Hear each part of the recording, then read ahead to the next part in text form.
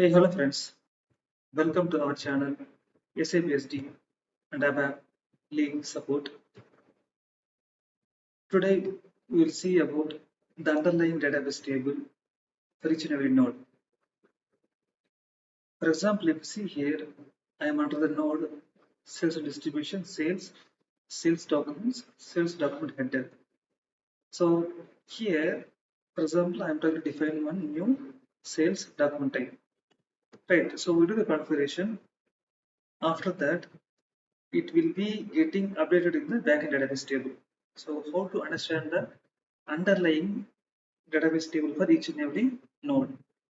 Okay, so for that, just right click on this node, click display technical info, and click this maintenance objects, and scroll little down.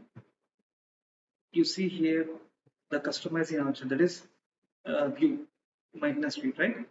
Double click here, and now go to the menu, table view, and other view. Take this piece list. Just double click this piece list. You see here there are two tables are there, TVAK and TVAKT. So whenever we define or do any changes in this node, defines the document types, then those changes will reflect and update into this database table TVAK, TVAKT. Similarly, if I check the other one,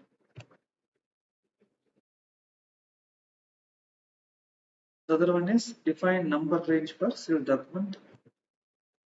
Again, single click on this one, right click, display technical info, go to the maintenance objects, scroll little down, and double click on the customizing object SNM, and go to the menu more, table view, and other view. Double click on the list list. You see, in this node changes will be stored into the database table NRIV. So this way, you can easily understand the underlying database table for each and every node changes.